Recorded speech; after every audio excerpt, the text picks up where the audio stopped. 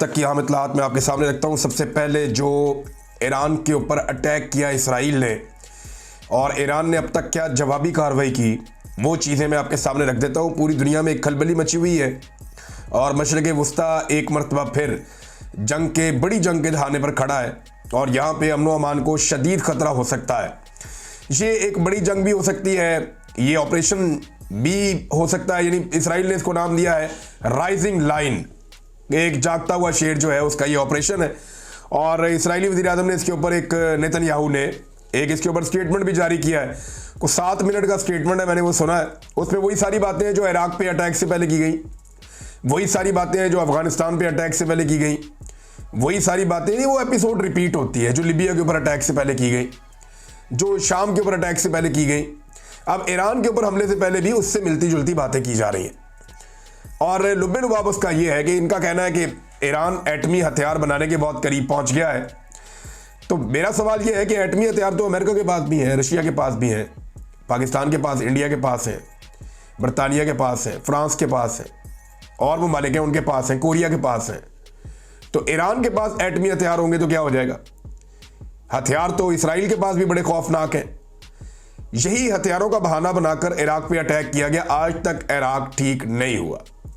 मैं सन 2000 की एक वीडियो देख रहा था, 2002 की, यही नेतन्याहू की, जब वो इराक के ऊपर हमले की हमायत कर रहे थे।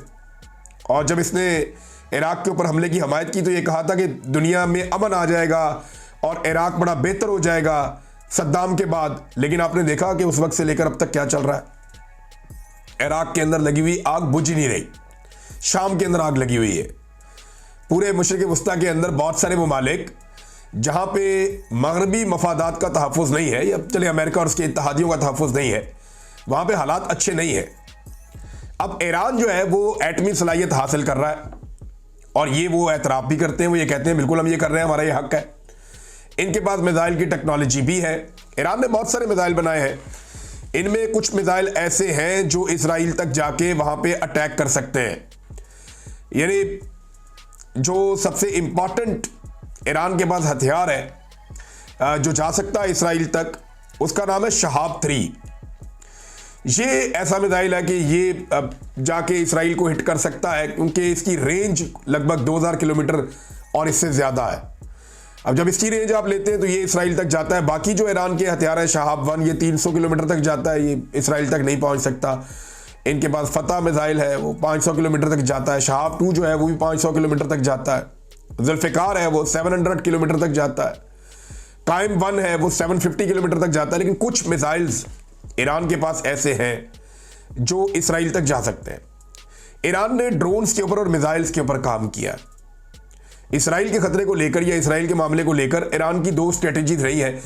एक तो ईरान जो मुजामती ग्रुप है उनको सपोर्ट करता रहा, इसराइली जुल्म और ज्यादती के खिलाफ ईरान ने सपोर्ट किया, हिजबुल्लाह को सपोर्ट किया, दीगर तंजीमों को सपोर्ट किया।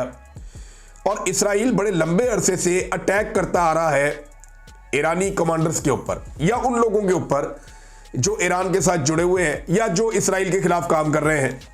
जैसा कि इन्होंने लबनान में किया, बैरूत में किया, जैसा कि इन्होंने शाम में किया और दीगर आसपास के मुल्कों में इसराइल ने ऑपरेशंस की है इंटेलिजेंस बेस्ड, और उन्होंने बड़े अहम कमांडर्स को शहीद किया है इसराइल ने। अब ये उनकी इंटेलिजेंस है, उनका इंटेलिजेंस का एक तरीक़ाकार है जिसमें वो कामयाब हो जाते हैं। अब ईरान में बड़े बड़े टारगेट हासिल किए हैं। मिसाल के तौर पे कासिम सलमानी, इस्माइल हानिया, ईरानी एक सदर है, वो भी शहीद हो गए थे। तो ईरान बार बार यही कहता है कि ये इसराइल कर रहा है और इसराइल बड़ी कामयाबी से अपनी इंटेलिजेंस के ज़रिए से ईरान के अंदर कार्रवाइयाँ करता है।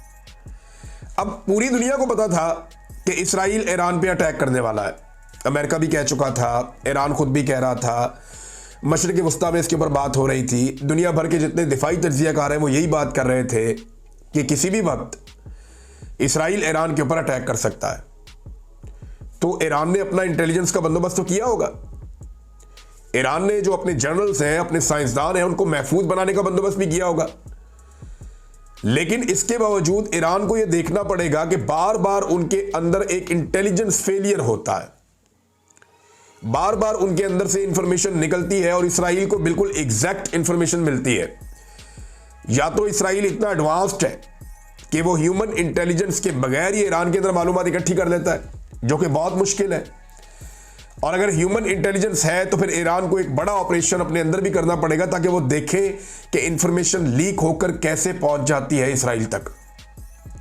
यानी इसराइल ने एग्जैक्ट उन जगहों पर हमला किया जहां पे ईरान का आर्मी चीफ को शहीद कर दिया, जो उनकी पासदारान इनकलाब है उनके सरबराह को शहीद कर दिया, 2 मजीद बड़े अहम जनरल्स हैं उनको शहीद कर दिया, 70 के करीब लोगों को निशाना बनाया इसराइल ने। ये गुज़िश्ता रात को 70 के करीब लोगों को निशाना बनाया, जिनमें कुछ सिविलियंस भी हैं, लेकिन साइंसदानों को मारा है। और जो अहम नाम सामने आए साइंसदानों के मैं आपको बता देता हूं, ये सारे एटमी साइंसदान थे। अब्दुल हमीद मनोचर, अहमद रजा जुल्फ़िकारी, अमीर हुसैन फ़क़ी, मुतमल्ली ज़ादा, मेहदी तहरानची और फरीदून अब्बासी, ये वो साइंसदान हैं जो ईरान के लिए एटमी हथियार बनाने का काम कर रहे थे या करते रहे। ये बड़े इंपॉर्टेंट और अहम लोग होते हैं। यानी 100 लड़ाका से ज़्यादा इंपॉर्टेंट एक साइंसदान होता है, 1000 लड़ाका से भी बल्कि आप कह सकते हैं, क्योंकि ये वो हथियार बनाते हैं जिनसे कोई मुल्क मुकाबला करता है।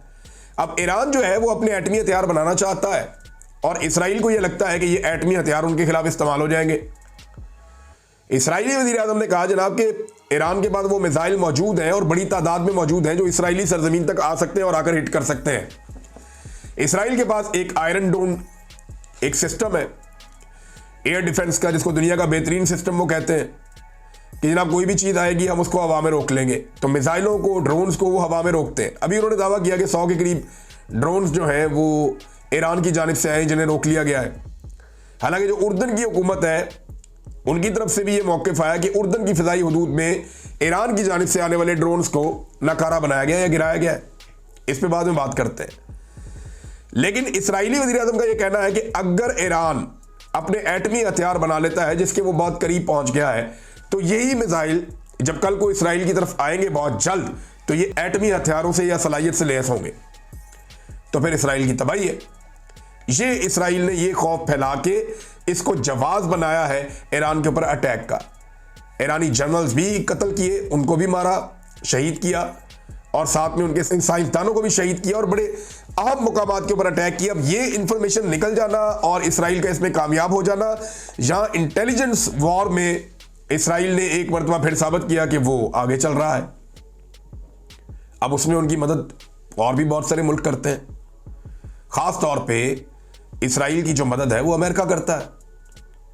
इसराइली वज़ीर-ए-आज़म ने अपना तैयारा भिजवा दिया यूनान में, इस खतरे से कुछ इतलात ऐसी भी आ रही थी कि ईरान के इस तैयारे को हिट ना कर दे। और हो सकता है इसराइली वज़ीर-ए-आज़म इस वक्त इसराइल में मौजूद ही ना हो, कहीं और से बैठ के ऑपरेट करे। तो वो अपनी पूरी एक हिकमत अमली बनाकर चलते हैं। एक छोटा सा मुल्क है, बिल्कुल बहुत ही छोटा सा मुल्क है। इसके साथ उर्दन है, उर्दन के बाद आगे इराक है, उसके बाद ईरान है। लगभग 2150-52 किलोमीटर का फासला है ये। इतने बड़े फासले से आकर जो इसराइली फ़ज़ाइया है वो अटैक करे या उनके हथियार जो है वो वहां पहुंचे और ईरान में आकर अटैक करें, तो 2 मुसलमान मुल्कों के ऊपर से वो गुजर कर जा रहे हैं। उर्दन के ऊपर से इसराइली हथियार जाते हैं और जाकर ईरान के ऊपर गिरते हैं, तो उर्दन ना इंटरसेप्ट करता है, ना वार्निंग जारी करता है, ना उन्हें रोकता है, कुछ नहीं करता।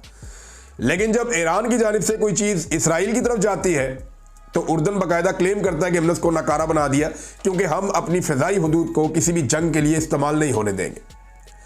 अब सवाल ये पैदा होता है कि उर्दन ने अगर ये फार्मूला रखना है तो इसराइल और ईरान दोनों के लिए रखना है ना, कि हम इस जंग का हिस्सा नहीं बनना चाहते, हमारी फ़िज़ाई हदूद को आप लोग इस्तेमाल ना करें, ना इसराइल करे ना ईरान करे। लेकिन हो क्या रहा है? हो ये रहा है कि ईरान की तरफ से कोई चीज़ आती है, वो गिराते हैं, वो कहते हैं जनाब हमने इसको नकारा बना दिया। इसराइल की तरफ से जाती है, वो खामोशी इख्तियार करते हैं, इसके बारे में बोलते ही कुछ नहीं, बताते ही कुछ नहीं। दूसरा, कुछ जो दिफाई तज्ज़ियाकार है वो ये दावे कर रहे हैं कि ये मुमकिन नहीं है कि इतने भारी हथियारों के साथ इसराइली तैयारे मूव करें और वो जाएं और जाकर ईरान में कार्रवाई करें और रीफ्यूलिंग के बगैर वापस आ जाएं। रीफ्यूलिंग का मतलब ये है कि आपको ईंधन चाहिए होता है ना जहाज़ों को उड़ने के लिए, जेट्स को, और ये एक बड़ी लंबी परवाज़ है।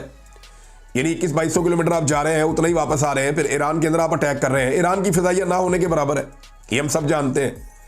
फिजाइया के मैदान में इसराइल बहुत सुपीरियर है ईरान से, जबकि फ़ौज की तादाद अगर आप देखें तो ईरान की फ़ौज इसराइल से 6-7 गुना बड़ी है, 6 गुना बड़ी है। आबादी के लिहाज से देखें तो बहुत बड़ा मुल्क है, रकबे के लिहाज से देखें तो बहुत बड़ा मुल्क है, लेकिन दिफाई बजट अगर आप देखें तो डबल से ज़्यादा है इसराइल का दिफाई बजट ईरान के मुकाबले में। वो अमीर मुल्क है, लेकिन क्योंकि इनकी सरहदें साथ साथ नहीं मिलती तो इनकी फौजी लड़ाई होने का इम्कान नहीं है। सरहदें एक दूसरे के साथ नहीं मिलती।